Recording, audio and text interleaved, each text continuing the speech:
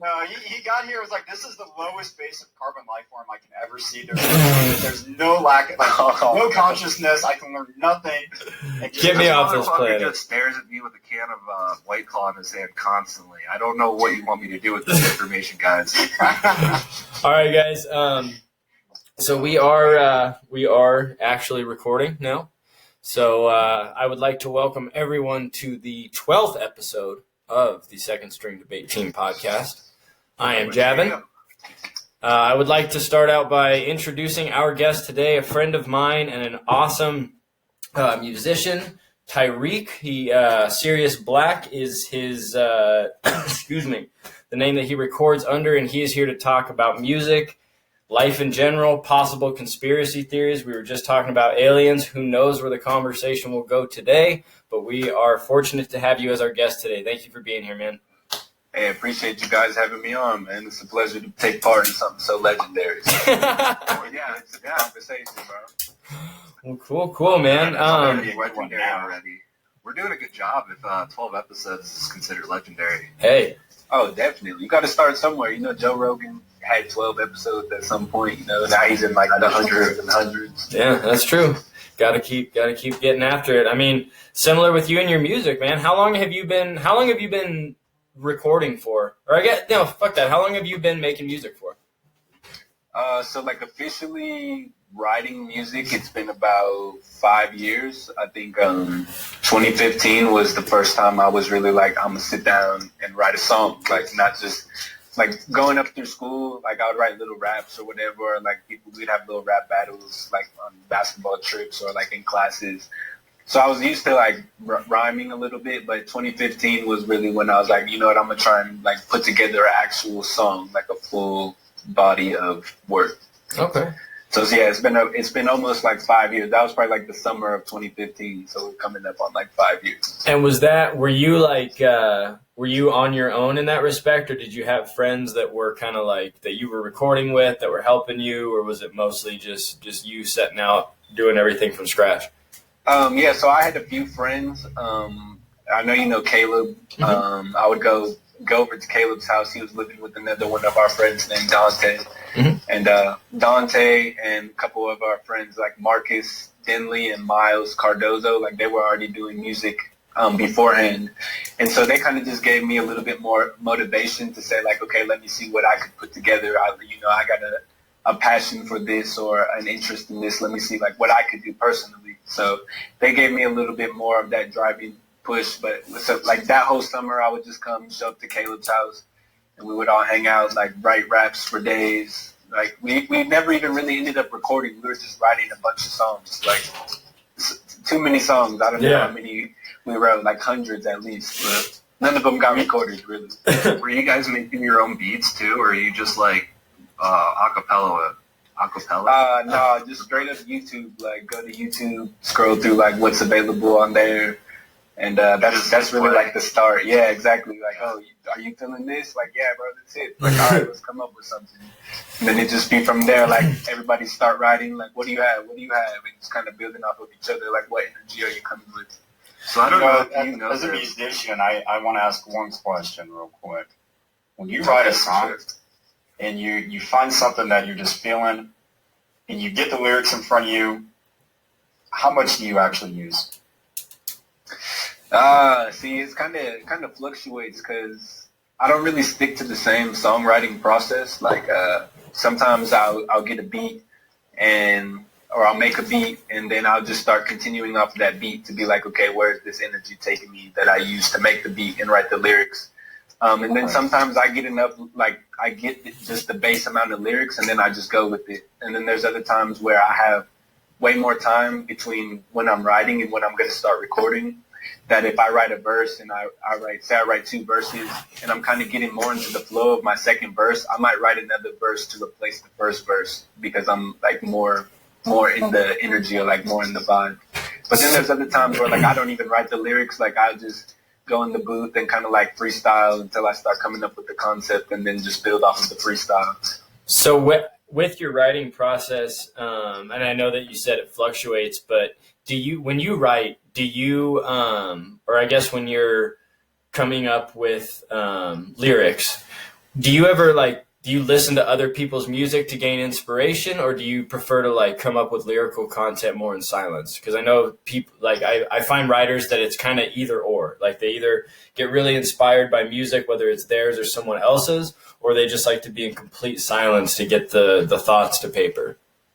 Yeah, I would say I usually don't ever listen to anybody else just because I kind of have a thing where I don't want to be too directly influenced by someone else to where I feel like I'm yanking their style or something like that. And I feel most of the time when I make music, it just starts with the beat. It's either hearing a beat or making a beat, and then I go from there. I usually don't write lyrics just by themselves, okay. For whatever reason.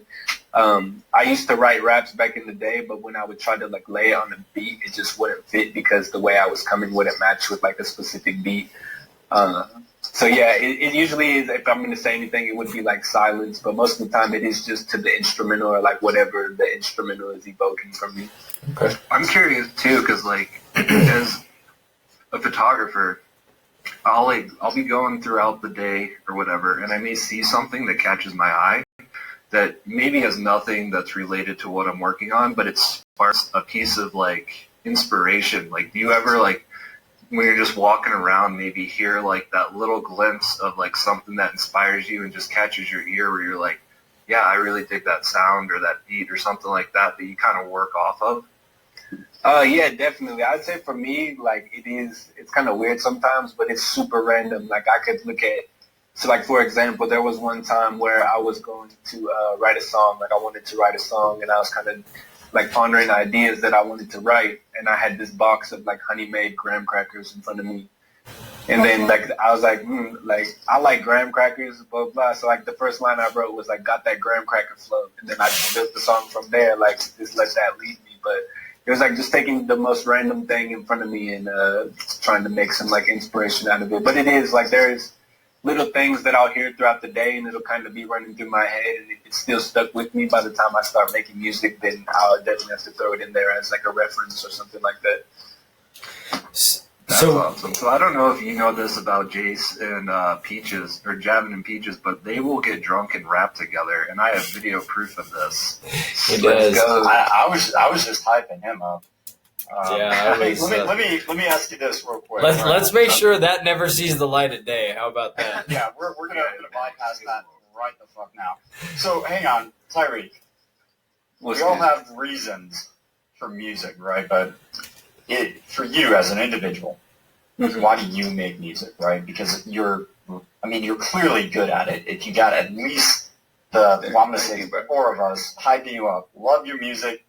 Javin showed it to me. First thing him and I said is this: why isn't this dude more well known? Yeah, no, I mean it's awesome to go ahead. Go ahead, Jav. No, I was gonna say it's there's everybody has a friend that's a rapper or whatever, but it's when I love showing your music to people because you are so talented. When I showed your music to Peaches, he was immediately going to vibe with it. It wasn't, there was no introduction beyond that. And that's what I why I want to have you on here. It's not oh, this is my friend, he's a rapper. It's this is my friend, he's an artist. He's creating really, really worthwhile content, and that's what I want. That's what I want to have people see. So on that point, right? When you find somebody who does something like this, it's hard to ignore the one question, which is, why are you so passionate? What is music to you? Why do you keep doing it? Because you don't come out with something like the song I like is Plan off your latest record. Okay, it was good. I vibe with it. I will admit it was also the first song I heard. I did go download the album right after, but I really like that. You hear it and you're it's not a copy and paste flow that we're hearing from a lot of people. I hate to say it, but SoundCloud has done some good, but it's done a lot bad. But you're not hearing a lot of that. You're hearing a lot of originality. Whether it's the music, the lyrics, which love some of the references in there. Pretty sure I've heard Step Brothers a couple of times. You know what I mean? But why do you make it? You're good at it. There has to be some driving purpose. Yeah, and overall, it's fun for me. I feel like that's what I really tried. The energy I try to come into music with is like I can recall, like I'm saying, sitting with my friends Dante and Caleb, where we'd be freestyling from like 10 o'clock at night to like 3 a.m. And there'd be a lot of times, you know, when you're freestyling, like you're not really saying anything that's relevant or whatever, but it's the energy of like having fun, you know, just being in that and allowing yourself to get into the flow. And so for me, I don't really make music for any other reason than just to have fun and like enjoy the process. I feel like a lot of people come into it, you know, with I'm trying to get attention or I'm trying to get money or any of those things. And ultimately, I do see how I can gain those things from putting out my music and making a career out of it. But at the end of the day, like I just like having fun, and it's getting to the point where I enjoy it so much that I'm not having fun if I'm not challenging myself as well. So I could make any type of song that I really wanted to. I could make, you know, like you're saying, those copy and paste flows. Like I know for a fact I could get on one of those flows and make it just as good, if not better. But the whole thing is I want to challenge myself to create something new or, you know, something that is just unique to myself. And I feel that's something that as artists, I'm sure, you know, as a photographer or like just even as humans, you know, we can't really take ourselves as far as we want to go if we're not ourselves fully. And so for me, like every time I step into the booth, I just want to represent myself to the fullest. You know, I'm not trying to give any version of myself that isn't true to me. And so I just make music really to have fun, man. It's like, it's nothing like creating, you know, whether that's painting or just the whole creative process. Even in being in this, you know, you guys are creating by putting together this platform and having a conversation and creating the dialogue. Like that's a whole different medium of creation. And so, like you guys were saying, you know, like it's cool to have fun. And if you're not having fun when you're doing whatever you're doing, then I don't necessarily see the point of doing it. I see a lot of people who in their lives are doing things that they don't enjoy for whatever reason they feel they need to be doing it. But at the end of the day, if it's not bringing you happiness or enjoyment, you know, you're really just kind of limiting your own experience. So for me, that's why I make music. Like, I just like to have fun. I like to come up with something that sounds like nothing I've ever heard before. And if I find it like getting stuck in my head, then I know I did a good job because I had enough fun to where that's translating in. It's almost like there'll be times I listen to music and I have to remind myself, like, dang, did I make this? Like, sometimes I just black out into the process, and I'm having so much fun that it takes a while for me to truly reflect on, like, what I'm making. Well, you know, it's funny. I heard what you're saying, and I remember I was doing some soul searching a couple years ago, and one of the key things that I came across was, like, the key to happiness is not the goal. The key to happiness is the process. Exactly. And it's when you're engaged in the process, that's actually the key to happiness. If you try and make it about a goal, you're never going to be happy. And so everything you just said sounds exactly like you found that happy spot, and that's where your focus is. And, like, that's just really interesting to me that you naturally found that. And I can relate to that because that's why I do photography. Like, I love what I do. When we go out and take photos and create and stuff like that, like, I'm in my happy place, you know? Yeah, I feel you. And the biggest thing for me is, like, I do have goals. You know, there are goals I want to reach, but I feel where a lot of people falter is they try to place a time limit on that goal or some type of expectation where it's like I have to reach it in this way. And it's like you said, it's not about the goal, really. It's about the process. And the journey to reaching that goal determines everything. Like, I'm reading this book, or I just finished this book today, actually. It's by Paulo Coelho. I don't know if you guys know of him. He wrote The Alchemist. But this book that I was reading is called The Pilgrimage, and so it's based off of his a real life journey that he took to find basically this sword that's part of, like, this secret like mystery school type of deal that he was a part of. And this whole thing, he's going on this journey to find his sword, and his guide is asking him, like, you know, it's not necessarily about finding your sword. It's like what you're going to do with it afterwards. Like, why are you searching for the sword? And so, like, the whole thing is a good analogy of we all have our goals and we know why we want to reach our goals, but it is like, what are we trying to achieve with this goal, and what are we learning in the process of getting to that goal? Because I feel like you're saying, like, a lot of people, they're just focused on the end point and not necessarily what's happening in between there, where you're going to learn more in the middle of in the journey of getting to your goal than you are once you achieve it. Like Exactly. the achievement is only going to cap off the lesson, or cement it. Yeah, and I think goals, there's a reason to have goals because they guide your journey. That's what a goal is meant to do. But the journey itself is what, like you're saying, that's the important part. And I think that's really interesting that you're doing it with your music too. Like you're saying, like when you come in, you're trying to challenge yourself every time you come in. And that's just really interesting too, because that, to me, it sounds like that's a way to get to your goal, but still committing to the process. Definitely. And I think that definitely, it translates into your music, that principle. Like when I heard Abstract Tendencies, when I listened to it through for the first time, like it, for I guess the lack of sounding cheesy, but it does sound like you're just having fun. Like there's you hear on a lot of albums, there's certain tracks that people try to have in their album no matter what, like whether it be a banger, whether it be whatever. And not to say that the song or the album doesn't have those, but none of them seem forced. They all, the whole album is literally just, it seems like you went in there, had a good time, and you were like, here it is. Here's the reflection of that. And it's not forced, or it's not overt, I guess is the best part of it. It's just there to be enjoyed. Let me ask you something here, because I'm seeing a striking trend here. Okay. Is there an ideological difference between you and Sirius Black? Honestly, I wouldn't say there's too much of a difference. I feel the reason I created the moniker, because originally my rap name was Reek. It was just a shortened version of my name. That I felt with something like, I gotta ask, is this inspired by Harry Potter? No, not at all. It kind of. Okay, all right. We're setting the record straight on that one. Yeah, so Sirius is a star system. The Sirius star system, you have Sirius A, Sirius B, and this kind of gets into the whole extraterrestrial thing.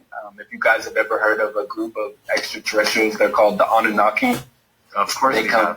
Yep, so they come from Nibiru, which is part of the Sirius star system. So originally when I had created the name, I had spelled it SRIUS, and then it was 13LACK. It was because I was focused on kind of how our time is set up right now is based off of the sun cycle. So we have 12 months because there are 12 sun cycles.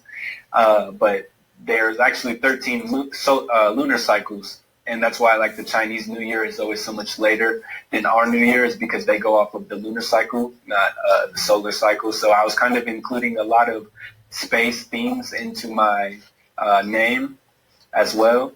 But yeah, it definitely didn't stem from Harry Potter. It kind of was just a cool coincidence that it was also that name. But it is, I went to Universal once and I got went to Harry Potter World, got a wand, and it just happens to be that I have Sirius Black's wand. So I feel like it all is synchronistic, synchronized in that way. That's funny. That's awesome. But back to what you were saying about it. This is why I begged to have you on the show, Tyrec. I love it. I Okay. appreciate it, bro. So going back to what you said, Javin, about just listening to the album and it's fun. With Abstract Tendencies, that's a concept that I've had in my head since 2016. And the cover art, it's by this guy. His name is Josiah Colbert. I met him at school at UW in Laramie, Wyoming. And I asked him to put that together for me just based off of the words abstract tendencies. That's what he came up with. So and I had always wanted to put together the project, but I just didn't know necessarily how to convey what abstract tendencies looks like. And so it just kind of came to a point where I had put out my first official solo project last August that was called Be Serious, and it was very conceptual based off the way I put it together. And I had some leftover songs that didn't make the album, and then I had newer songs I was working on. And it just got to a point where I realized, I have enough music to put out another project. How would I want Abstract Tendencies to look? And so they're really, and that's the biggest thing, the Abstract Tendencies is really the only concept. There is no other concept outside of that based off of how I ordered the songs or any of that. I put them all into a playlist, and I was like, okay, these are the songs that I want to put out. Now, what's the order? What's the story I'm trying to convey?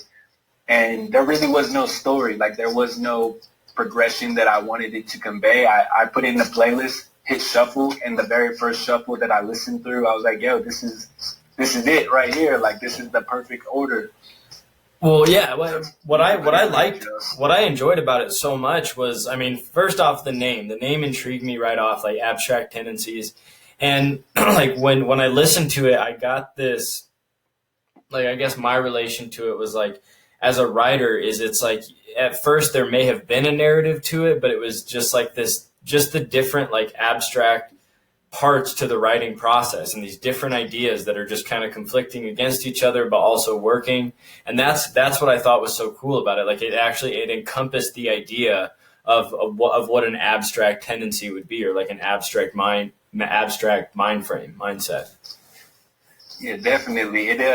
It was just like the most random process, I would say, putting it together, because it was not your typical, like, I'm putting together this project. Like, it just came together so naturally and organically that it was, like you would say, it's abstract. It's not like in your normal realm of how you would put together any type of music. Even through the creation of songs, like in recording, some of the songs I had never recorded like that. I feel like the song Plan.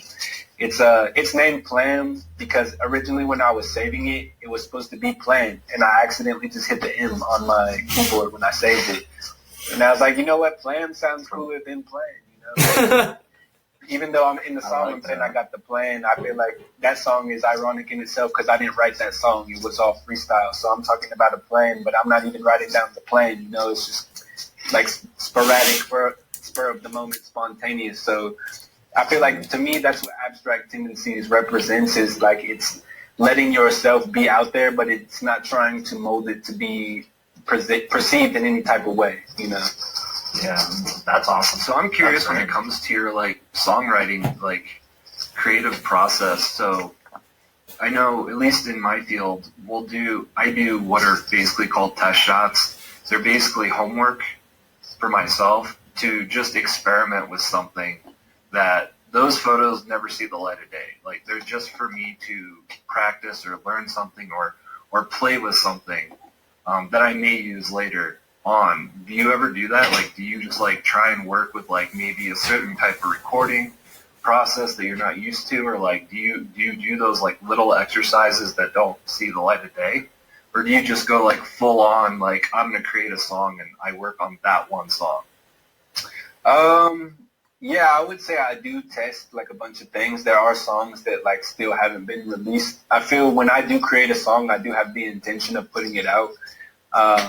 It just is like, as I'm creating it, I see it in a specific way. And like I was saying earlier, if I'm not fully in that energy, I'll scrap it if it's just like, this isn't even anything. But if it really is like inside of my head, like I see it being something and I'm just not executing it to the level I wanted it to be at, I'll just hold on to it until it makes its way back to my mind, basically the forefront of my mind. Like, okay, I'm in the right position to execute this the way I wanted to now. But for the most part, like, it's really only in the beats. When I'm making beats, I'll make beats that probably will never ever come out, just because I'm into it for a little bit. And then if I don't do anything on it within a certain amount of time, I'm kind of out of that energy. It doesn't necessarily evoke as much from me as it did when I was making it. But as far as lyrics go, I don't really write too many songs that don't come out.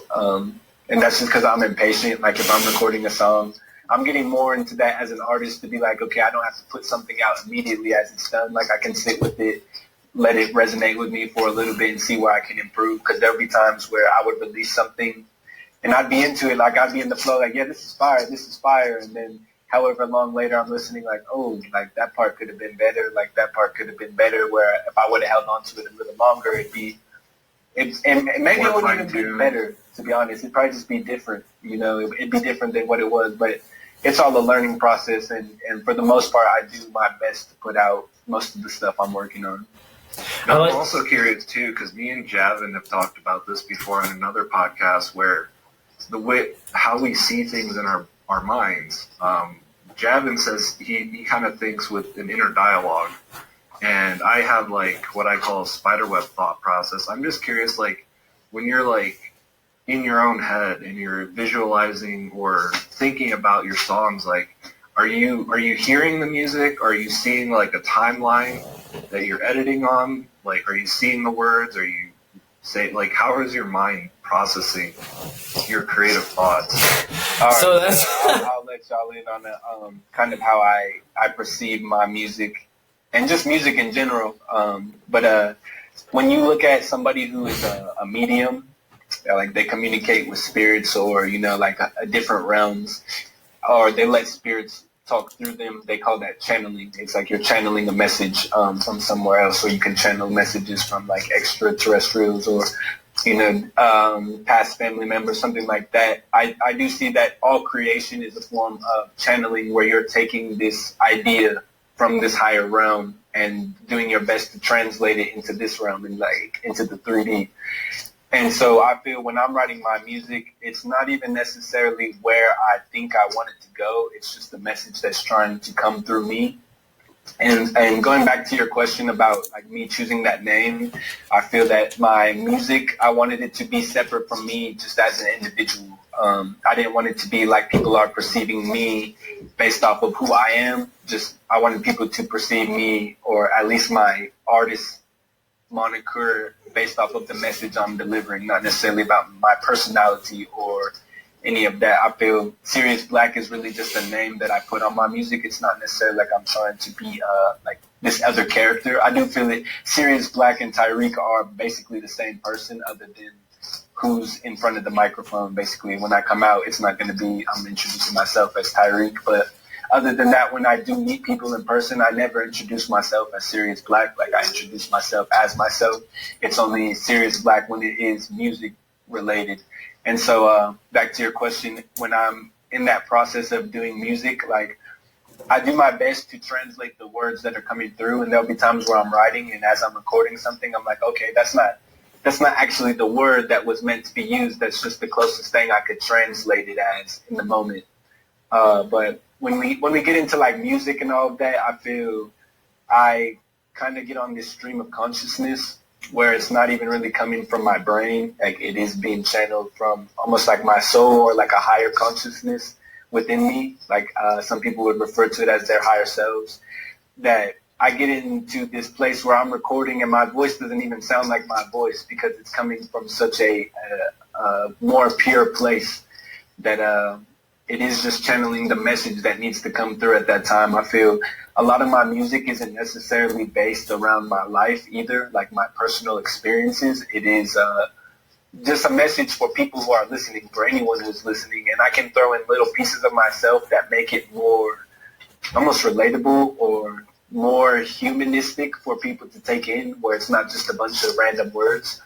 But for the most part, it's like trying to capture some energy that doesn't exist here. And I feel like ideas in general, like, we don't come up with ideas. I don't feel we create the ideas in our mind. I feel ideas are circulating like in the air above us in a different realm. And we all have the ability to tap into ideas. And I feel the difference is, like, some people tap into ideas and they run with them. They go with it. You know, other people, they tap into an idea and they kind of just allow it to be an idea, to where you might see an invention that comes out on TV and it's some like convenient thing where you can make popcorn this way. And you might say to yourself, like, yo, I had that idea 3 years ago.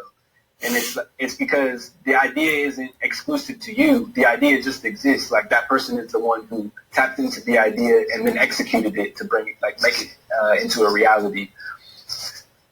Damn. And so I feel like, I feel like a lot of times we all have ideas, you know, and the biggest thing for me as a person was I realized how much time I spent thinking about things instead of acting on things, where there'd be times where I would think like, yo, I gotta, for example, like, yo, you ever been like, I gotta take out the trash, and you don't take out the trash, like, you just think about it, and then later in the day, you're like, oh, man, like, I never took out the trash. And it's just because, like, you thought about doing it, but you didn't act on that thought as soon as it came, or that idea as soon as it came. I feel that's, the more you tap into these ideas, the more you get into, like, the Steve Jobs or whatever, like, next level ideas where these people are like, yo, I see this thing that can become something great, and I just have to execute it now. I have to go through that whole process of making it a reality. And so that's kind of how I approach music, is like, what message is trying to be channeled through me? Like what type of energy is trying to get put out through me? It's not necessarily like, what am I trying to say, but like, what needs to be said? I like that. I like that a That lot. was really deep, and I really appreciate that, because that, like, No, that's That's actually, I can say I have never that's had that perspective beautiful. before. well, go back a few podcasts, right? So, Tyrec, we talked about the idea of what are ghosts, what are shadow people, and ultimately what is human consciousness. And I didn't think that I would be so closely aligned to you as I am, but that's what we talked about, was almost sort of the relative nature of energy that is human consciousness and how it can relate. You know, when you die, that energy, it just disperses. That's it, right? And okay, so if that's the case, then that means ghosts are nothing more than residual energy that haven't quite dispersed and things like that. And you're saying that while we have that energy, we also have the capacity to reach an energy that's not necessarily within the human realm. Yeah, definitely. I had seen your guys' episode on like lucid dreaming, and I was really interested because I have had like a lot of experiences in that realm, with like out of body experiences and astral projection and all of that. And my biggest takeaway from what you guys were saying is, I feel like a lot of people try to look at ghosts or spirits as like some, I don't know, almost like some type of invisible force, where the way I look at it as, we're in the third dimension currently. Like, we exist in 3D. There are things that exist above the third dimension that we can't see, but that doesn't mean that they don't exist in a realm that is still connected to this realm. Where when you get into sleep and those other things, you're tapping into those higher realms, those higher planes of existence, where these other beings are able to manifest. It's really like about the kind of energy that you're putting out within yourself. Like you're saying, I don't necessarily, from my personal perspective, I don't feel that when we die, like the energy disperses. I do feel that with the driving force that controls this body that we have is our consciousness. I do feel that consciousness exists in a higher plane, and that's why we are able to talk to ourselves within our mind. You know, I don't feel like a dog or a cat is thinking to themselves like, you know, I'm a dog or I'm a cat, or they don't have the ability to really process their existence like we do as humans. And this is all conceptual, but from my standpoint, animals exist on a lower level of consciousness. Like, physically, they exist in the third dimension. We can see their body, but mentally and spiritually, they exist on a lower level of consciousness, where they're just here to experience. They're not really here to fully understand what they are experiencing, if that makes sense. It's an alien fish. Exactly. Like, and a lot of animals, there are animals who do have a higher level of consciousness. Like, when you look at dolphins, you know, they say that they're just as smart as humans, if not smarter. They have that just a very high level of consciousness. When you look at cats, like, cats are always on some weird shit, but that's because cats are really like psychic energies where they just do their own thing. Like, they're not acting as a cat's supposed to act. Like, each cat is individual, you know, they have their own level of consciousness. And so when you get into like the realm of like dreams and all of that, it really is leaving your body and allowing yourself to exist on a higher realm that can't be bound by these physical like limitations, basically. Do you have like crazy dreams like that are just like abstract, I guess, like just out there? Honestly, I have before. Like, I do have a tendency to have some kind of crazy dreams, but I feel it's really like levels to the dreamscape. So like, most people, they have like regular dreams where it's like their subconscious is presenting something to them that they're not necessarily facing. So like, for me, I haven't personally had a nightmare since I was a child, and I feel that's because when you have a nightmare, it's like you're afraid of whatever it is you're facing in your dream. You know, whatever it is you're encountering is really a reflection of yourself that you haven't yet to face. Because when you get into that dream realm, when you get into lucid dreaming, you start to realize you have more power than you thought previously. You can kind of manipulate the dreamscape. So there's like regular dreams where your subconscious is basically trying to work itself out to where you're not dealing with any of these internal issues in your waking life. A lot of people have dreams where they're encountering things and like, yo, why would I dream of this person? Like blah, blah, blah. Like I say you dreaming of someone you met in school and you're in a completely different context than you would ever be with that person. It's like you got to look at the symbol of what does that person represent to you when you see them. It's not who are they, but when you think of this person, do they represent like someone who's annoying or whatever? And is that an aspect of yourself that you're not choosing to face? So like that's regular dreams. Then you kind of get into like almost like prophetic dreams where I feel that's where deja vu kind of comes into play, where I've been in many moments in my life where I'm experiencing something and then it just kind of smacks me in the head like, yo, I had a dream of this exact thing. Like I dreamed of this exact moment. And that's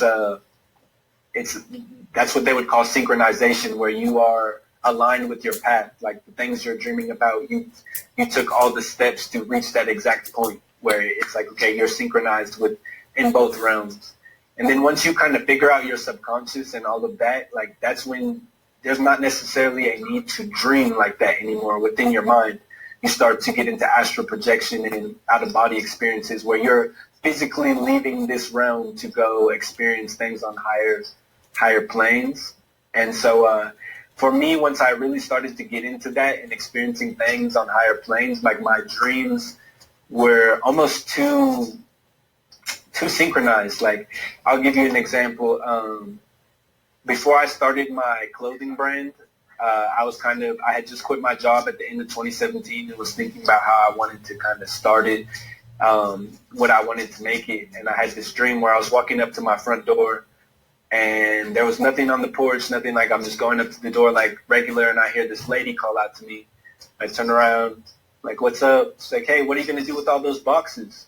I'm like, what boxes? Like, there's no boxes. I turn around, there's a bunch of boxes like sitting in front of my door. I'm like, yo, what is this?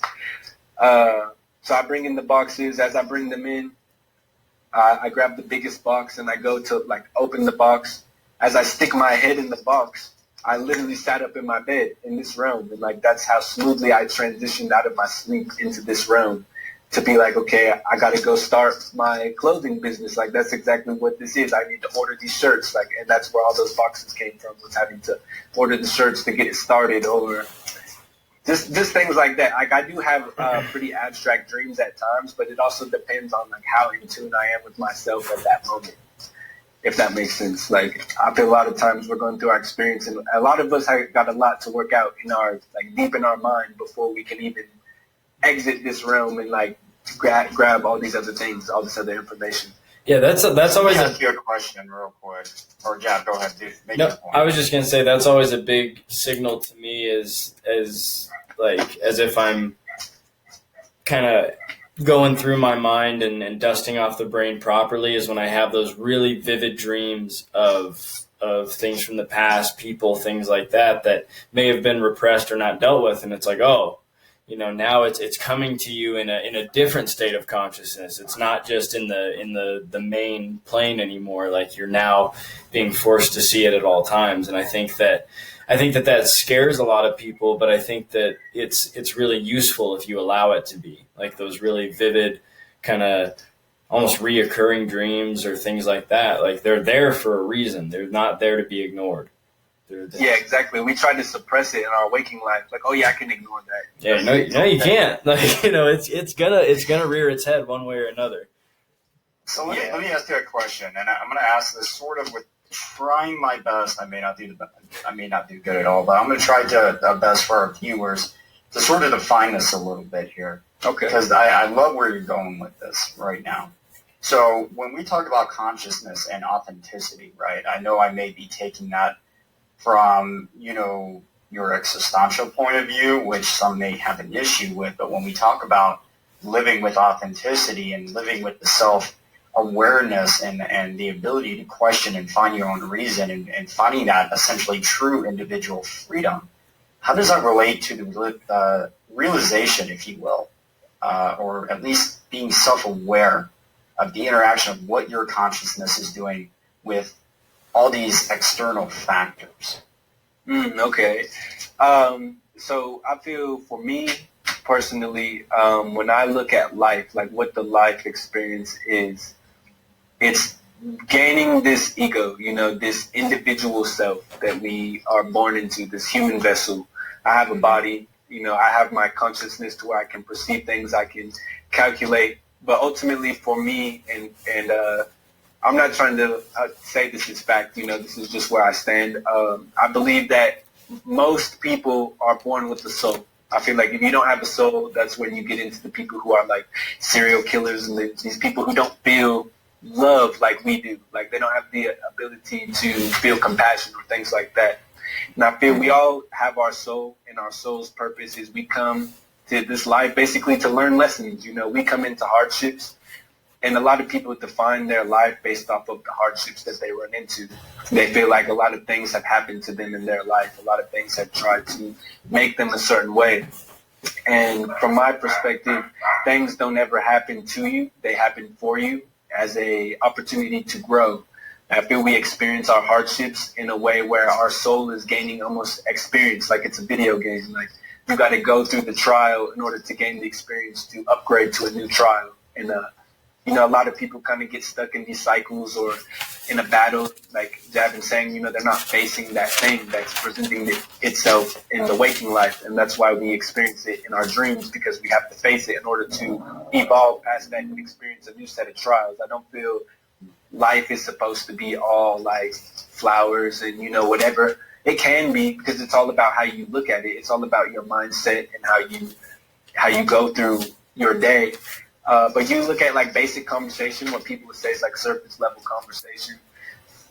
One of the most like generic questions, people be like, oh, how's the weather? And I had recognized a few years ago within myself that in that one question, when people are asking you questions, you have the ability to create your whole reality right there. If someone asks me how's the weather and I'm like, oh yeah, it's a shitty day, I'm just putting out that energy that it's a terrible day, and everything to follow that, if I wanted to, will only confirm to me that it's been a bad day.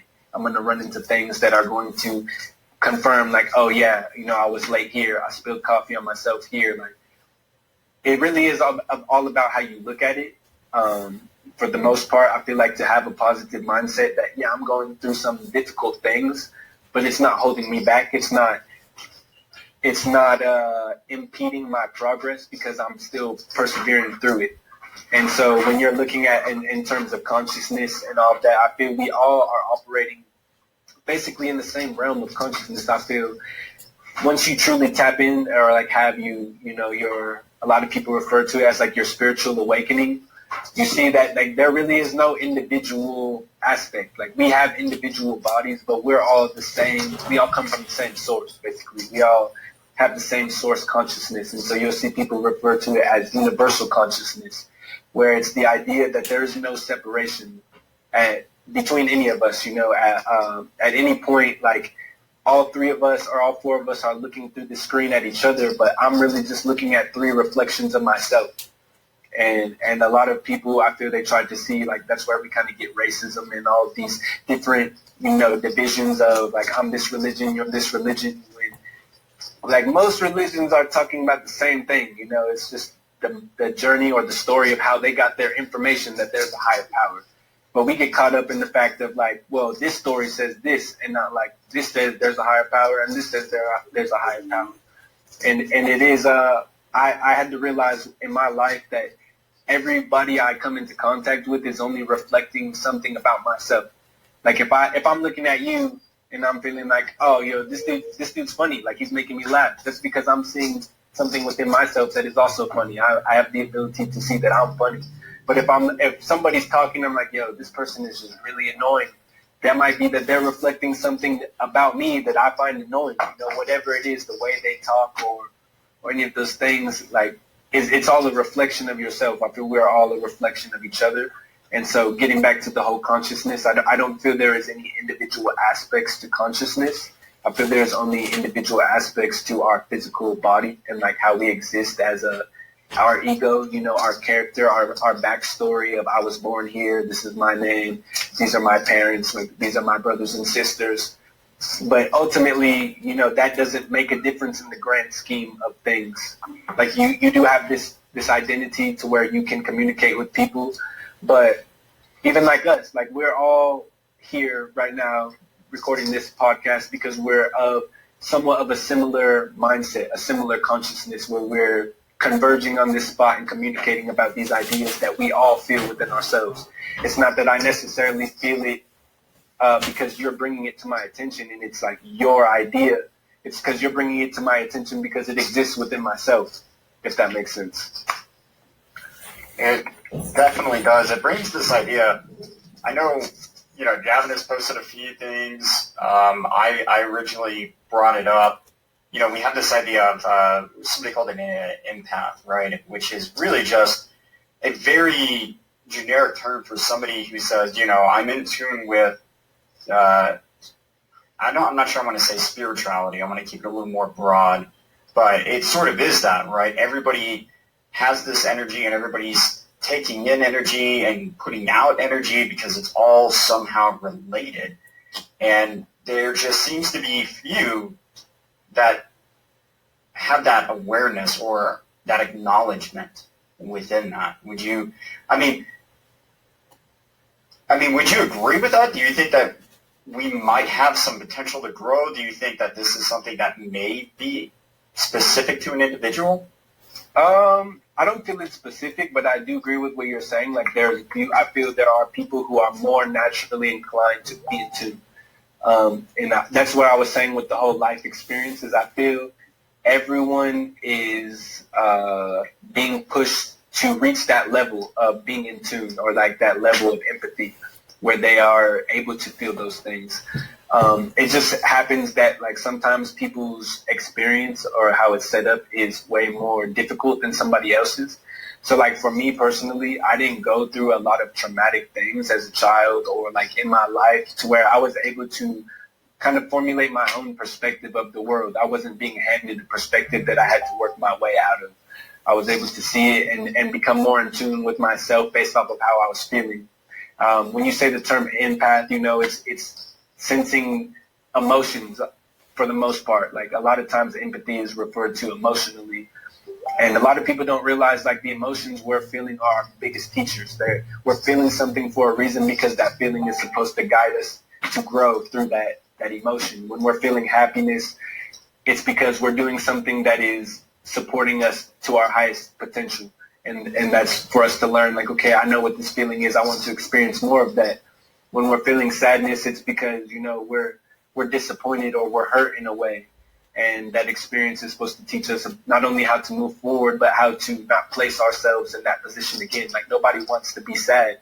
It just happens to be that a lot of people aren't learning from their sadness. They're experiencing sadness and not taking away the lesson from that. Or even with anger, like a lot of people get angry by, little things. And it's not necessarily to say like, well, that's just me. Like I get angry about these type of things. It's like, no, you get angry about these things. And that's an opportunity for you to learn how to not be angered so easily, or to learn from what about this experience is triggering you so heavily, that we don't all have to have such a quick temper or, be so quick to feel sad in ourselves that ultimately we don't even have to be happy all the time. Like that's not the goal of life is not to always be happy. Like the true life is to be balanced between all of our emotions, to almost be neutral. But it's not that you're not feeling anything. It's that you can go back and forth between different emotions and you're well balanced. You're not too angry all the time or you're not too sad. And that comes down to your awareness of self. Like that ultimately is a form of consciousness, is awareness. But I say this all the time where I feel like a lot of people take it personally and they don't necessarily see the point I'm getting at. But a lot of people who suffer from anxiety, I would deem as the most aware people that exist. The only thing is that they are not necessarily on top of their awareness, what they're receiving, the emotions that are being brought out. They don't necessarily know, like, are facing the triggers that are triggering that anxiety. They're hyper aware of everything around them. It's only to utilize your awareness in a way that's serving you, not in a way that's, making you fear what's around you or sad in a way that, like, I'm seeing this thing, I'm hyper aware of this thing and it's making me feel sad. You're supposed to become hyper aware to where you can see what is the best potential outcome or what is the best action for you to take in any given circumstance to elevate. And Yeah, I feel like life in general is just about elevating. I say it a lot, like it's about leveling up. And there's levels, you know, that's what I'm saying. I don't feel it is like only a select few are in tune. I feel the select few are in tune only exists for us to look at and be like, yo, I can reach that level of awareness. I can become just as in tune. I don't feel there is any separation to where like, well, this person is, you know, they have this psychic ability where they can know the future or they can sense things before it happens. I feel we can all do that. It's just learning how to get more in tune with ourselves. And ultimately, once you get in tune with your own emotions, that's when you become an empath, because you know what you feel, you know what your own triggers are, and therefore you can relate more to people who are feeling sad or angry, and when they're expressing things, you feel that in your core as well, because you're in tune with yourself, therefore you're in tune with everybody else around you. You said something that I think somebody needs to write down, make it into a poster and frame it. You know, once you become more aware of this possibility, that's when you make the transition to what somebody might call an empath, because you become so aware that now you can start feeding off the energy of those around you. Yes, exactly, bro. And that's why I'm saying people with anxiety, it's not that they're feeling all these things within themselves. They are to a certain extent, but they're picking up on everybody's energy, you know, to where now that's all just compiling within them to where like, yo, I'm so hyper aware, I don't know what's going on. Like, I don't, you know, I'm feeling this way, my heartbeat is increasing, and that's the biggest thing when I talk to people with anxiety. It's like, yo, you have all the power. Like, all the power is up in here. It's just about, you have to dissect, you know, what's making you feel this way and address those things head on. It's not like all these things compile onto you at once, and it's just this, I don't know, a lot of people don't look at their anxiety as a power, like as a superpower. It's a weakness or something that is withholding them from experiencing their true experience. And ultimately, you're always experiencing exactly what you need to experience, but if you're not taking it in fully and taking it fully into account within yourself and what that means for your growth, then it's going to impede you, because you're seeing it as an obstacle rather than something that's assisting you in growing beyond whatever it is that's trying to hold you. Yeah, no, I love that mentality of like you've said it several times, but you upgrade to a new set of trials. Like, life's never going to be perfect. The demons and the things that you've accumulated over your life, whether they be brought onto you by other people or things you've done yourself, like, this might sound cruel, but they're permanent. They're staying with you. They're not going anywhere. But you can use them to work for you instead of against you.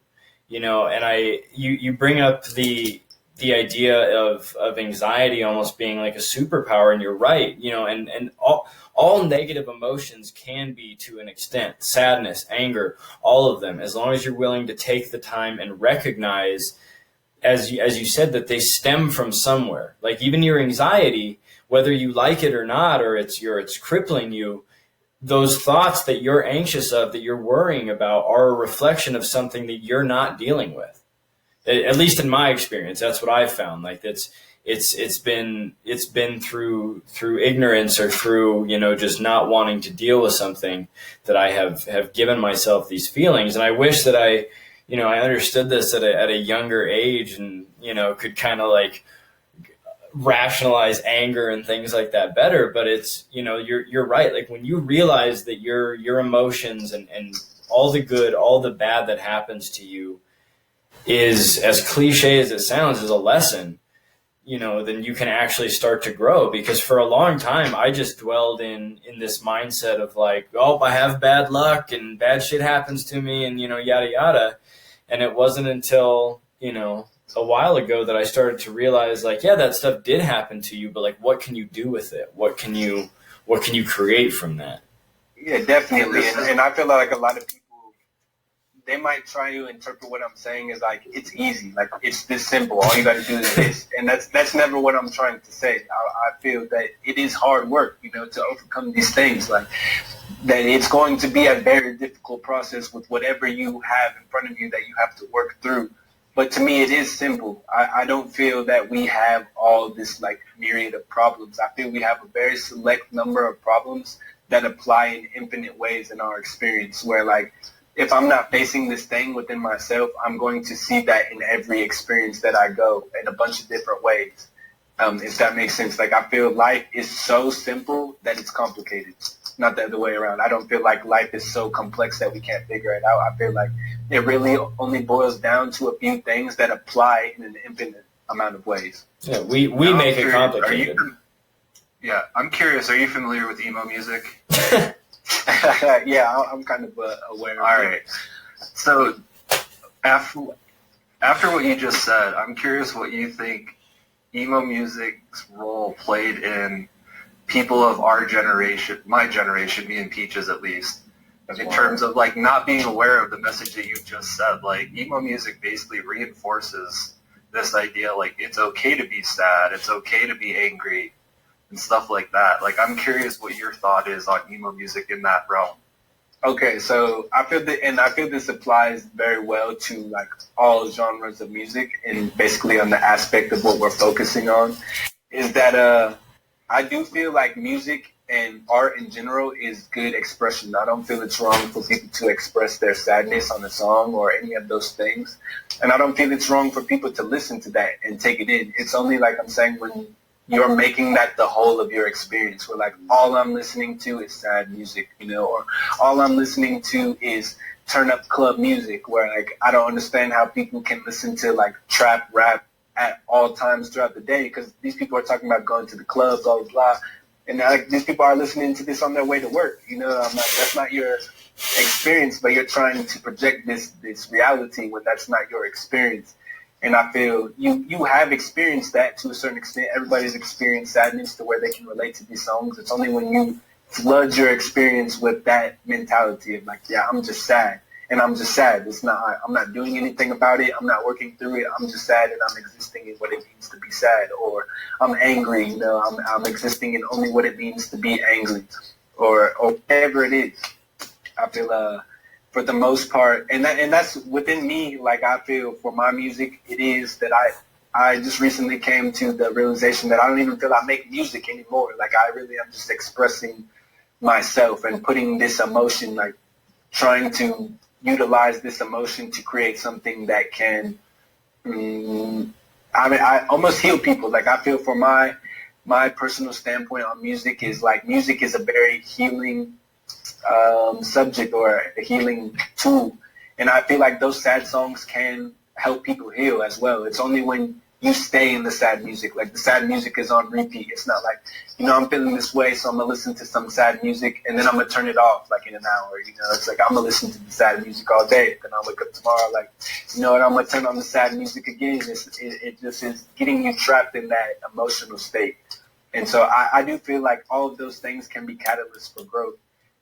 It is only like a lot of people get obsessive. A lot of people like to become comfortable, and they don't like to evolve through those different emotional states. So like, people get complacent, and they want to exist as what they are in that moment forever.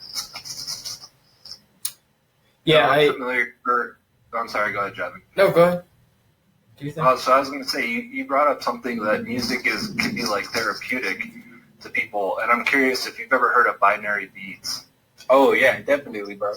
Yeah, I'm gonna let out a little secret for anybody who's watching that all the music I produce is tuned to 432 hertz.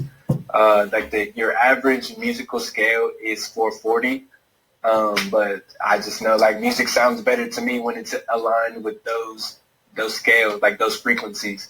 And so like all the music I make is 432 hertz. That's so sick that you do that. Can you guys elaborate on that a little bit? Throwing at Tyrec right now that he's now bouncing back saying, "This is great."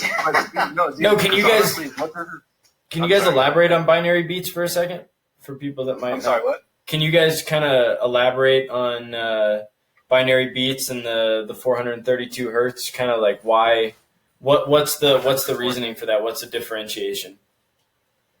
Yeah, I'll let you go ahead and explain. I didn't even let you finish. So binary beats are basically like there are certain frequencies and tones, and what a binary beat is, it's basically two tones that are offset just a little bit, and the idea behind it is that when you have those beats resonating in each ear separately, they stimulate your brain and could be like a pseudo a pseudo way of like tricking certain parts of your brain to fire up. Okay. So they use binary beats. Like a good example, beyond Tyrec, Jab. I don't know the science behind it, but like binary beats, a good example would actually be the first Paranormal Activity. You remember every time, and you're probably a little more self-conscious if you watched it more than once, but anytime whenever something suspicious would happen, you'd hear a low like. Mm-hmm. That's what they're doing, is you're using binary beats to elicit an emotional response to whatever's happening. Okay. All right. And then just on an interesting science fact, you can hear binary beats through speakers, but they don't seem to have the effect as if you have headphones on, because they're actually transmitting separate tones to each side of the speaker. So you're not, both speakers aren't playing that wah, wah, wah, wah. You're hearing the wah, wah, wah because one side is playing one tone and the other playing the other tone. I didn't know that. And yeah, like that's what they they were say. saying, a lot of like movies utilize that type of science in order to get the brain to submit basically to the picture and an emotional response. Like, I'll tell a story real quick. It's kind of weird, but me and my wife and my friend Caleb, we went to go see Infinity Wars in theater when he was back. Caleb was back here visiting, and that was one thing where like we had taken some edibles. So like I was just super hyper aware of the sound, and it came to me where I was peeping more so how like the sound is a completely separate thing than the picture. Like the sound is mixed, like a music record would be mixed.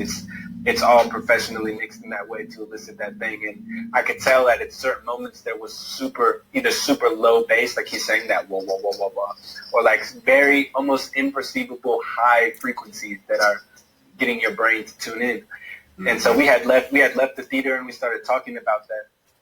And as we're driving, I'm hearing this tone coming through the speakers in my car.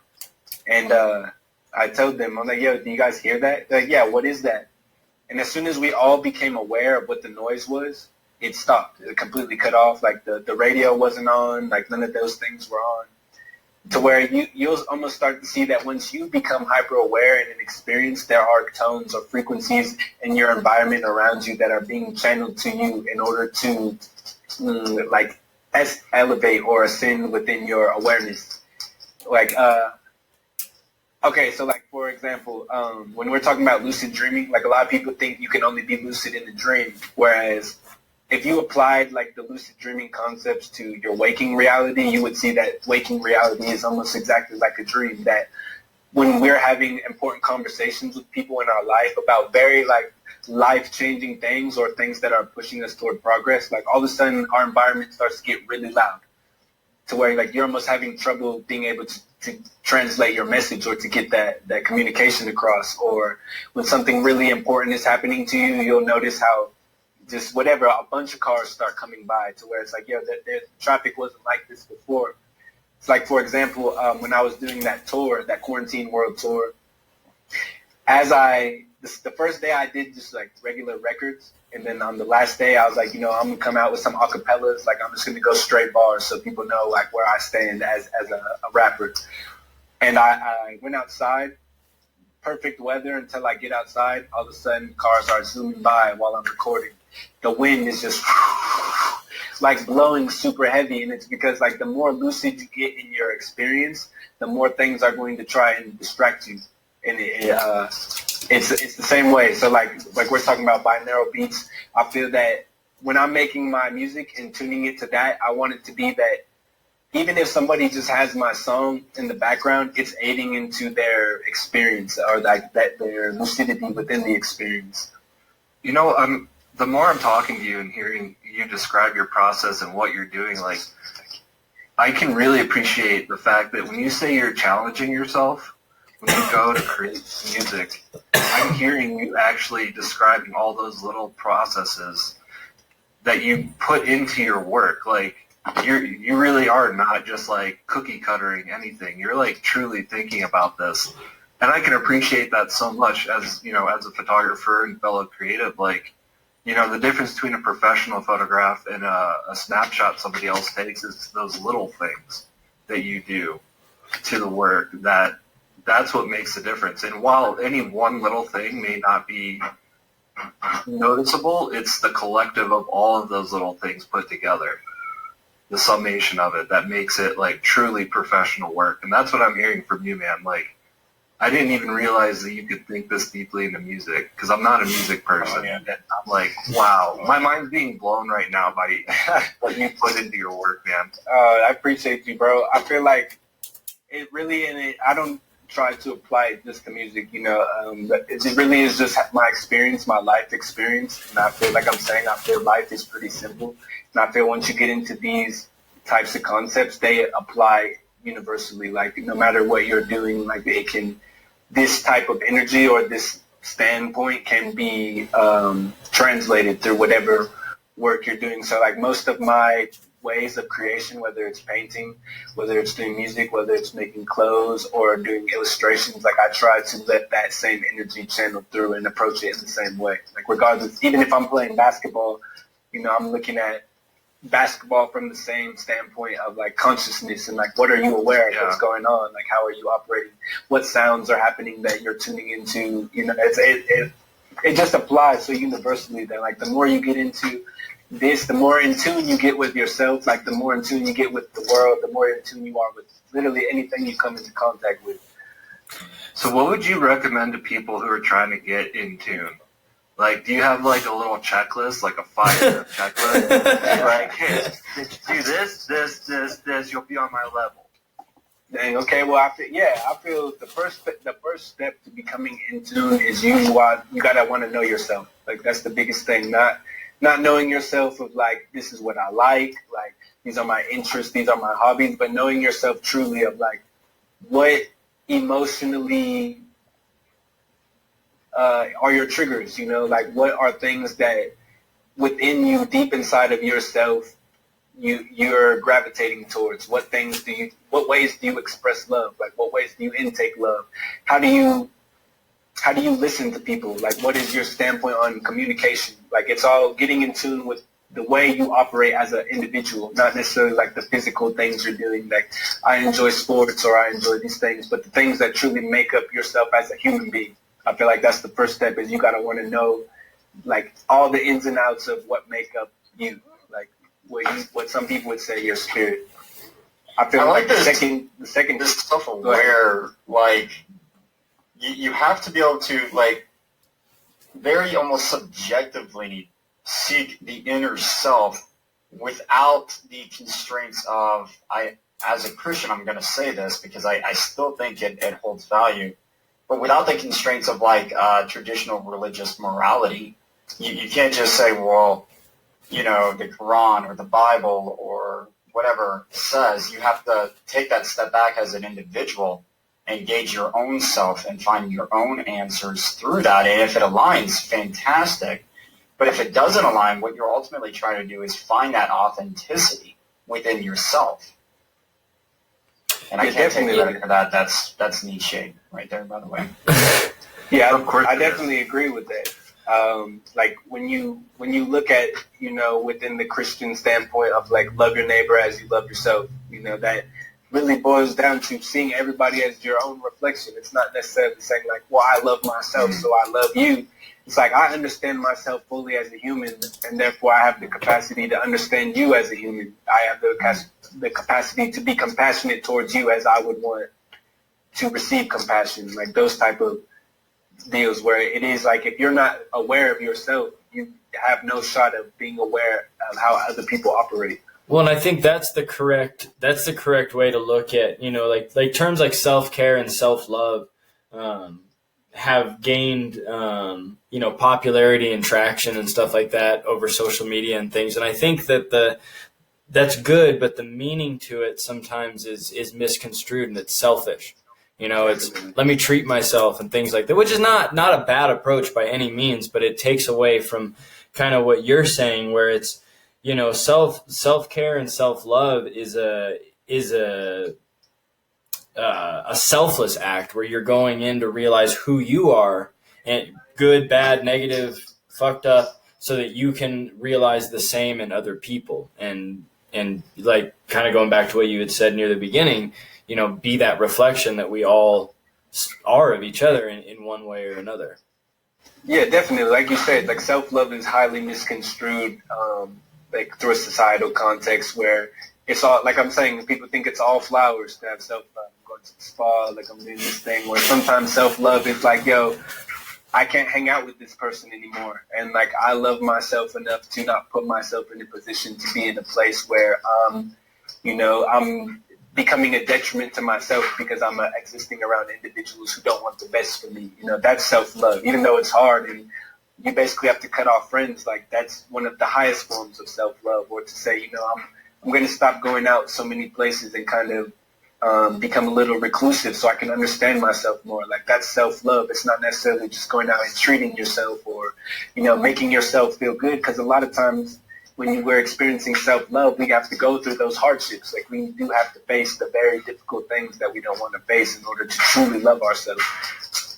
I think you, not to get too off topic, but you bring up a great point about I think it's societal. I think to a certain level, it's just people being good people in a way, but we have this idea where, we get really close with people, whether they be family, friends, but some people just become really detrimental to you. It happens over time. You grow apart. And if you continue to keep associating yourself with them and keep subjecting yourself to the same repetitive patterns of negative behavior, then you're not loving yourself. And I think that is very misconstrued as self-love, is like, oh, it's this family dynamic and it's this, you always have to be caring and blah, blah, blah. But you have to, you can't save everyone, and you can't, and as hard as that is to deal with and as bleak as it may be, I think that a true sense of happiness comes from, having a good circle of people around you that you recognize. Obviously no one is perfect, but you are benefiting them and they are benefiting you when you interact. Yeah, definitely. And like you're saying, those people, when you realize they're a detriment to you, they're only a detriment to you because they're a detriment to themselves. You know what I'm saying? Like, a lot of people, that's where we kind of get into the whole, like, this is toxic, blah, blah. The most toxic thing is when people are not trying to grow or they're not trying to progress. And I feel like ultimately all of us as humans should want to become better. I'm always of the standpoint where something can be better. It's not that things aren't good, but there's always room for improvement. There's always room to grow. And a lot of times I feel people acknowledge how much room there is to grow as a, like I'm saying, as a barrier to be like, well, I have to go through all of this if I want to grow. Like, it's going to be difficult. It'd be more easy to just stay the same. But it is like true self-love is going through those difficult things in order to truly grow as a person. It's not just doing those, things that make you super happy. There's a lot of things, and just us as a whole, as humans, I feel when you look at the United States as a country, like, we're not just going to become a utopian society by doing all good things. Like, we got to address the very dark things that make up, all of the policies and all of the systems that make up the country and the way people perceive other Americans, in order to become that utopian society. Like, a utopian society isn't just created. You got to go through all of those hardships in order to know what we truly want to be. And that's everyone as humans. Like, we have to go through these difficulties in order to become the best version of ourselves. You can't be the best version of yourself by not experiencing any challenges, Yeah, you have, if you never, and I don't think any person can truly exist without going through some kind of hardship, of some form. But like you like you said, you have to, it's just a level of growth, and it's recognizing that, I don't even know how to really like accurately put it into words, but it's like you have to recognize that it's, the path is far from over in that respect. Like, you're every day you have an opportunity to analyze yourself and grow and have that. Like, it's never, your growth, it should never be over, I guess. No, it never ends. Literally until we die, we're always growing. And like, my wife's reminding me that at the end of the day, it all boils down to honesty. And from my personal experience, I've gone through things that are only a result of me not being honest with myself about where I'm at emotionally, where I'm at physically, like what it is that I'm doing. A lot of times we're doing these things that are not beneficial for us because we can't be honest with ourselves. We're not willing to be honest with ourselves. And if we're not willing to be honest with ourselves, one, we can't expect anybody else to be honest with us. And two, we can't expect to be honest to anyone else. I feel like we're talking about growth, and a lot of times, we're okay with telling these little white lies. And one of the realizations that really slapped me a few years ago was the phrase lying to yourself. I realized that in order to tell a lie to someone and make them believe it, you got to sound convincing, like you really got to deliver it with confidence to where like, oh yeah, that's the truth. But it happens a lot of times where we start telling these lies to people, whether they be little lies or big lies, to where we start to believe them ourselves. Like we don't even realize that certain things, the way we viewed certain things for a long period of time, have not actually been what they are. We haven't looked at it with a clear standpoint. We've been lying to ourselves to say that I've been looking at it through this rose-colored lens, when really it was never that. And ultimately, like, we lie to ourselves in a lot of places, like as humans in general. I don't ever want to say like people or make it like I'm not included in this, because it is a human thing. Like we all go through it. We all are willing to bend the truth to ourselves to make it easier to handle. And one of the phrases that I gave to my friend, or I used, and it smacked him, was to have a rude awakening. That a lot of times when we have a rude awakening, we're being hit with such a powerful truth that it shakes us to our core. That a lot of people think like the truth is soft or it's gentle, and it's not. 9 times out of 10, the truth is very scary. It's very frightening, and it's something we wouldn't ideally want to hear, but it is necessary to hear. I feel a lot of people, when we look at the way, governments operate without the world, the way a lot of superpowers carry themselves, a lot of things that are going on behind the scenes that people are like, oh yeah, that's just a conspiracy, that's just a conspiracy. A lot of these conspiracies are conspiracies because we don't want to accept that this could be a very scary truth, that these things are operating in the background. It makes us very uncomfortable to know that things are happening like this. But ultimately, we have to face those truths. It even comes down to, like we're talking about in dreams, facing your subconscious. You got to be honest with yourself. You got to be truthful with yourself, or else you're never going to truly transcend the barriers that are within your perspective. And like you're saying, we're never done growing. It's not like we're going to get past something and then it's just going to be perfect from there. Ultimately, we're always going to continue running into barriers that we have to get over, but we can't reach the furthest barrier if we're not getting in front of the one that's directly in front of us first. Tyrec, you the way you're talking not only is extremely educated, but it is a topic. Giving Peaches a boner. Yeah, totally giving me a boner. I got a hard on. No, what we're seeing here though is something that is commonly rejected. One, for we're bridging the gap as we speak right now. We, in the same podcast that I referenced earlier, we did talk a lot about, what science is doing behind this.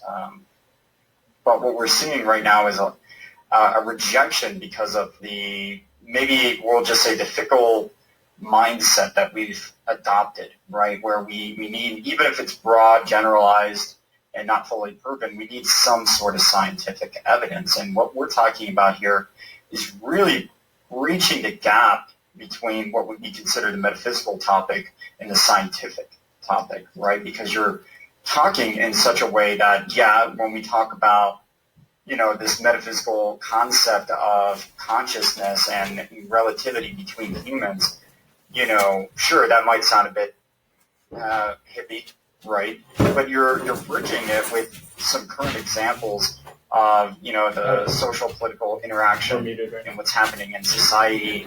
And, you said a lot throughout, social media, like waking up. Right, waking up and seeing the world for what it really is. So basically, and you're bridging about, that gap into this practical nature that says, yeah, what I'm saying right now sounds really far-fetched, and because you don't want to believe it, or have been trained not to accept this.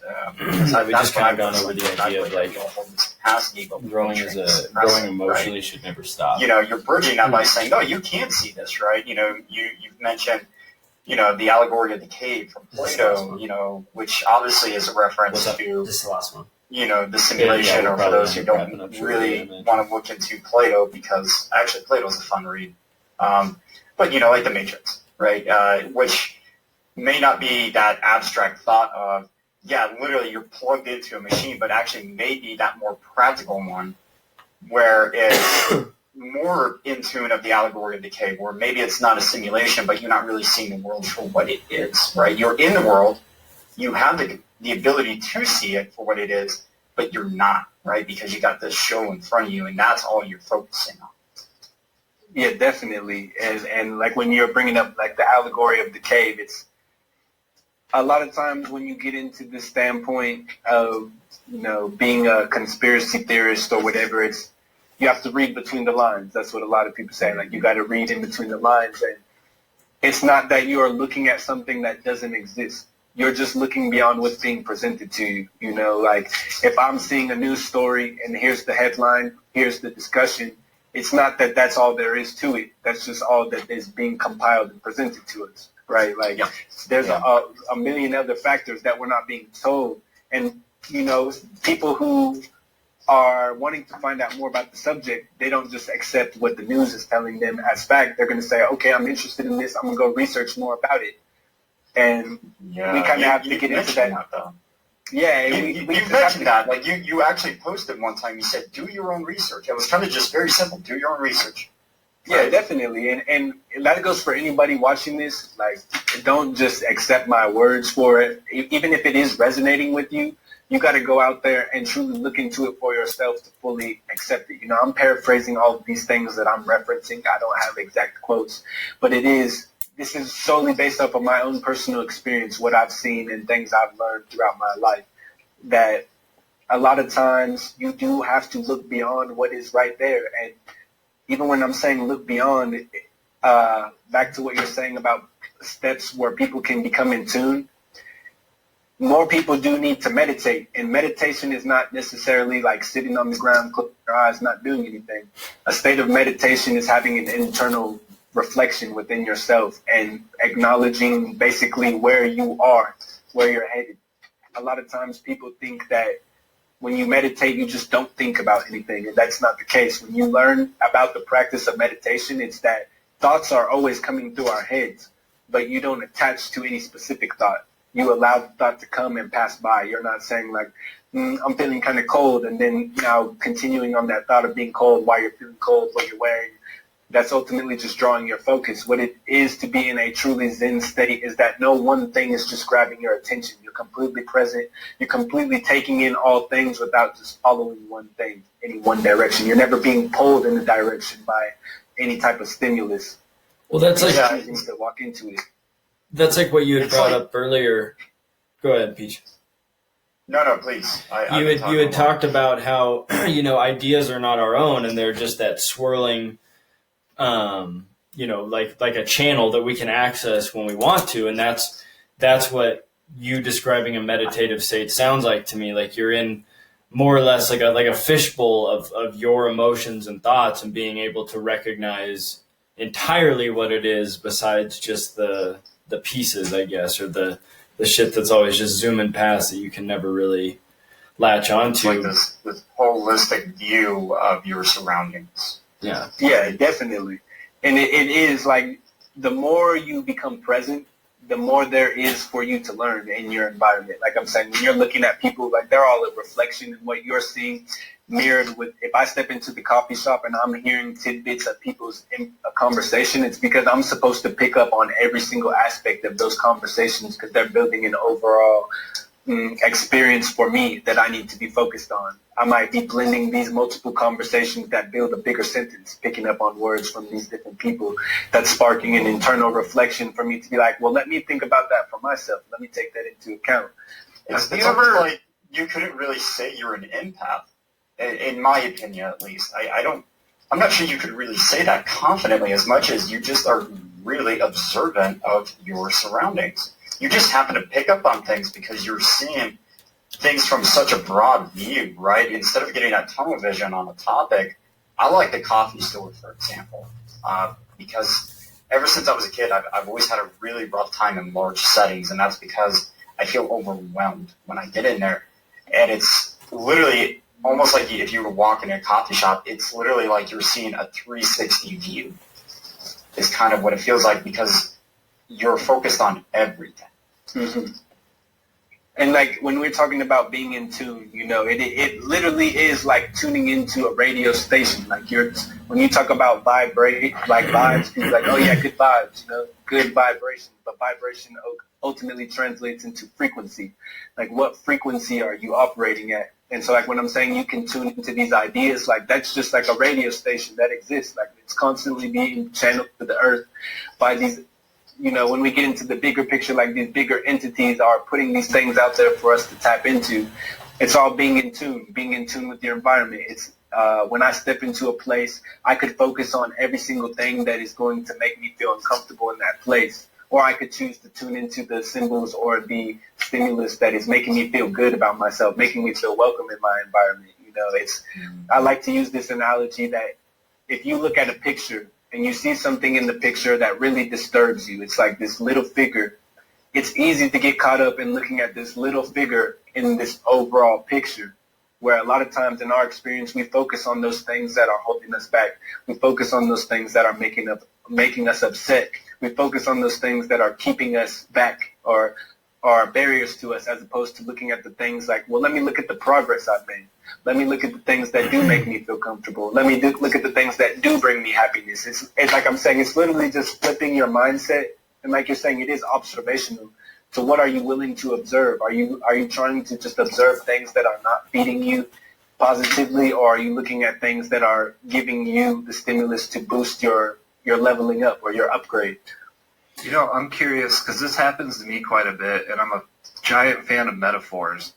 And since you're talking about being like observant of other people's conversations and stuff and maybe tuning into like one part or another, have you ever come across a situation where you hear something and it's completely out of left field, and you're taking it out of context, but somehow the metaphor of what you just heard is very applicable to maybe what you're dealing with in your life? So you're like, oh, that's just a really weird phrase, but like somehow what that sentence was out of context just is really applicable to what I'm dealing with right now.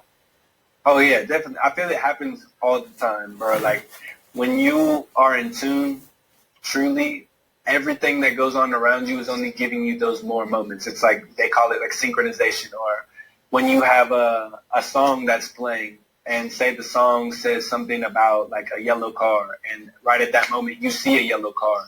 Ultimately, that's multiple things within your experience that are working together to show you how aligned you are to your experience. And that the more you tune in, the more aligned you become, the more those synchronicities start happening, where like, yo, like I'm hearing this song, or you're hearing like, you have that exact thought of a person, and then immediately they call your phone and you're like, yo, what? I was literally just thinking about you.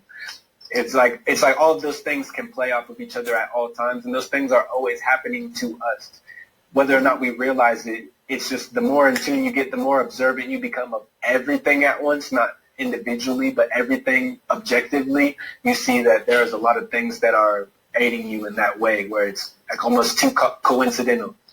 Yeah, well, do you think you can have those coincidences, or that like, you said like, oh, you're thinking of somebody and they call you. Do you think you can have like channels between certain people that are just stronger?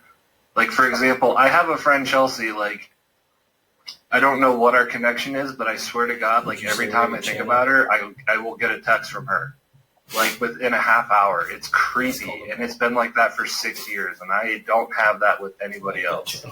Yeah, I feel like we are in tune with other people much more, and it could just be like how open you are to her frequency, you know, her vibration. Like whatever it is, she might just be like that super chill person, you know, that like you're just open to in that way, and therefore like you guys are just that much more in tune with each other. Like a lot of times we can be in that with everybody, but we tend to be kind of closed off individuals where we just, we only want to receive what we want to receive, not like we're receiving everything that's meant for us to receive.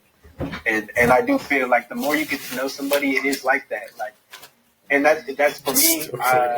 Like even meeting Javin, it's like energy based. Like I met Javin, we had an immediate conversation that was just all good vibes. It wasn't. Did you see this happening when you thought about this podcast today? I don't know if you're aware that Javin is now sitting on Jace's lap and Jace is writing notes.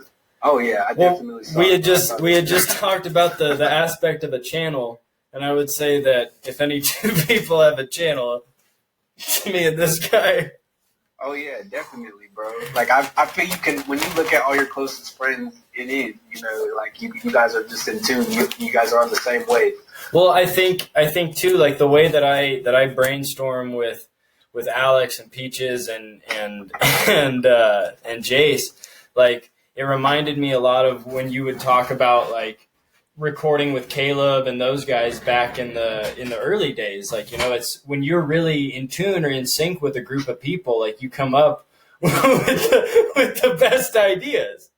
Definitely. Yeah, you two are definitely working with one right now. Yeah, exactly. We are a cohesive unit.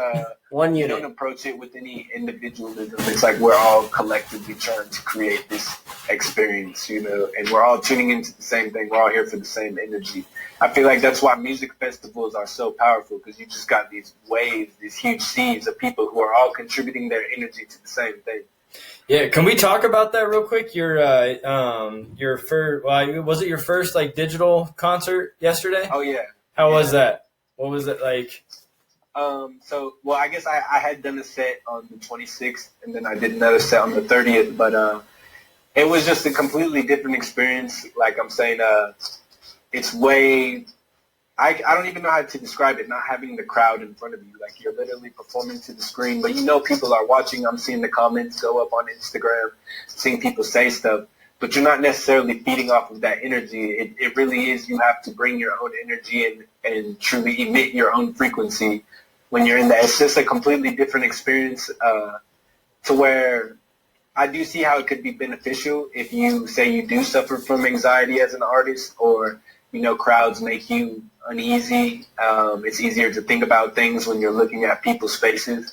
But for me personally, it was just very weird, because a lot of times I like to feed off the energy. I like to be able to see what people's faces are looking like as I'm performing. There'll be times where I'm performing a song and somebody looks confused, and that just gives me even more energy to be like, they really can't figure this out. Like, what are they looking at?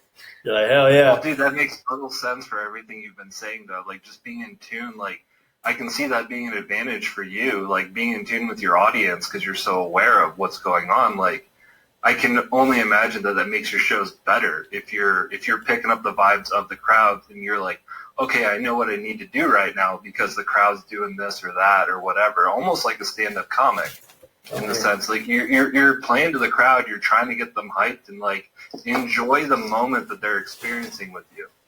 Yeah, and that's what I was kind of talking about. Like the first time I did a set, I was doing like the records where I'm like, yo, if anybody's watching this, like they're gonna feel the energy and they're gonna want to get up, they're gonna want to move. But I saw how like it didn't really translate like that because they're not seeing me in person. They're not getting the full energy of me, therefore it's not translating as well. Where like on my second set, I just did mostly all like just straight lyrics. It wasn't about the energy of the track. It wasn't about me jumping around and like showing that I'm energetically in it. It was just about me speaking straight to the camera, and that's where people were more receptive, was my words getting directly through to them, not necessarily the overall experience of being at a show. Whereas when you're at a physical show, you want to jump around, you want to like get the crowd involved and all those things. And most of the time when I do a live performance, I tend to scream on the microphone. Like I really get to a point where I'm just yelling. And it was harder for me to reach that point by myself because I'm not feeding off that energy. Like I wasn't just trying to be turned by myself yelling in the closet, Well, that like it speaks to like the benefit of being aware that you were so quickly able to adapt to the format that you were performing in too. Like that's a perfect example of how being aware and rising up to another level is like beneficial in the long run, because you saw it didn't work and you went, all right, this is what I need to do and this is what's going to play better, and so as a performer I think that's very beneficial. So definitely, I feel you always got to learn the lessons. Like there's always a lesson to be learned in every experience. Like there's never not a takeaway. It's just like if you're not learning the lesson, you're probably going to repeat a couple of experiences, But as long as you, like I'm saying, you're looking for where that improvement can come. You're looking where that lesson can come into play. I'm always looking for that. Like I'm saying, I'll put out a song, and then when it's out, I'm like, dang, I could have done this differently. Like I could have made the 808 a little bit harder or a little bit softer, or I could have made this sound like it's a little bit quieter. Do you have a proper 808, or is it a digital synthesized 808? It's definitely digital. Like I kind of like build my own 808 and the beats, so Alex it's not like such a beat factory, dude. sound or like a pack or anything. What's up? Oh, sorry, I was just taking a stab at Alex. My bad. Oh, you good? Bro. No, what's a stab? I didn't hear it. I need to hear this. No, I just said I didn't realize you were such a beat factory over there, dude. No, I'm not no. You know what this is stemming from is I'm a gearhead. Like, I'm a gear junkie. I feel like through this conversation, you've just been buying stuff on Amazon. The next time we talk, you're like, yeah, I'm a producer now. I'm an engineer. I make beats all day, like, whatever. It'd be Dude, dope. you have no idea. Like, I wish I could turn my camera around. I got proper headphones now. I got a fucking proper mic. I just downloaded Adobe Audition.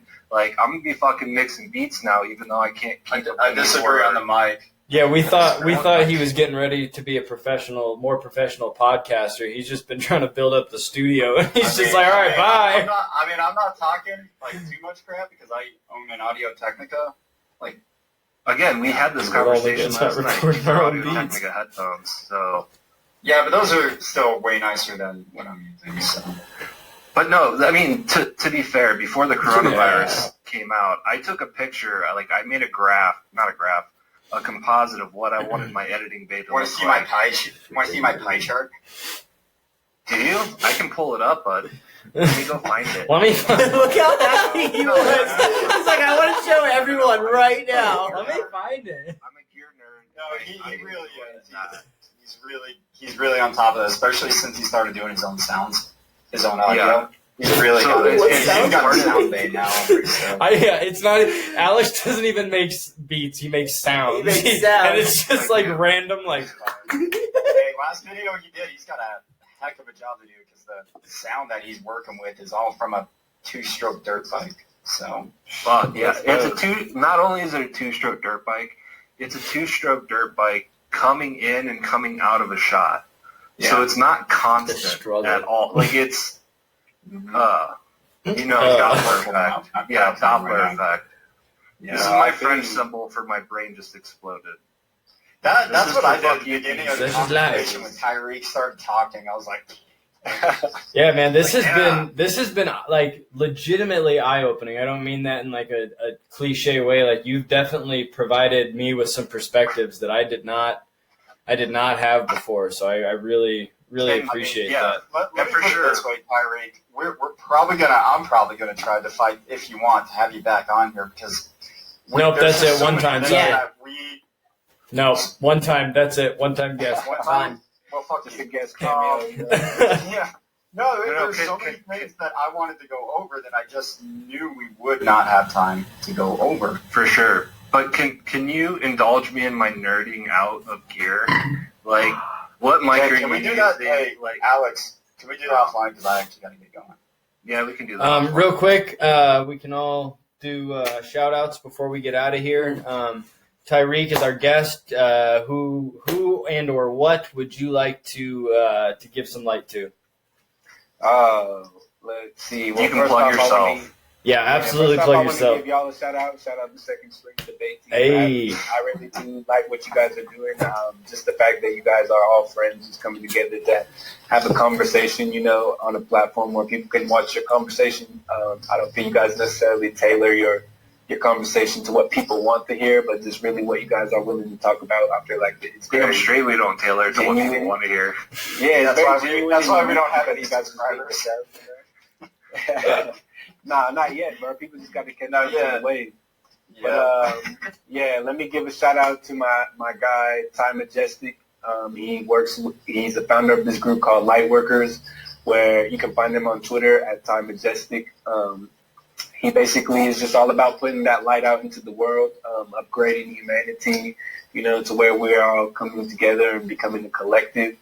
And I mean, anybody who is interested in listening to my music, I am on Apple Music, Spotify, YouTube, SoundCloud, under Sirius Black, S exclamation RIUS Black BLACK. You can find me Twitter, Instagram at Sirius SIRIUS _719. And then that's really it. Description for sure. Yeah, I'll have your Spotify and your Apple link in the description. So. Okay, perfect, bro. I appreciate that. Jace, any shout outs, any plugs? My boy Javin Bear. Hey, if you don't, go follow him. He has a cool podcast called the Second String Debate Team. If you don't know about it, you're watching it right now. That's like an Inception style plug. I like it. Yeah. A plug inside of a plug. Peaches, you got anything? Yeah, real quick, I am going to reference somebody that actually Tyrec hooked up with. I actually just downloaded the song that he just put out. Dozu put out a song just recently, Lifted, with Miles, the master. Really digging the sound. Supporting local musicians, severely underrated. Way better than what you hear on Top 40. But if throw out one area, Slice 420, if you're in the Springs or nearby, yes, sir. Support Local business. Let's give Slice 420 some business. Oh, give yeah. all local business some business during these times and support those families and their employees. That's all I got. No doubt. One more. I'm eating this steak and cheese sandwich from Santana's Vegan Grill on Austin Bluffs. If anybody's watching this and they trying to get some tasty plant-based food, go hit them up. That's my favorite vegan restaurant in the Springs. Only available in Colorado Springs. That's right now. But if you support them, come to a location near you. Yes, sir. Exactly. I'm going to shout out, since it appears that the last week has been a week of mentorship, since I've been training Jace up quite a bit on photography. Shout out to Not Photography. Hey, with a K. That's not N-O-T. That's the other not. It's the one that you can figure out how to. I don't know how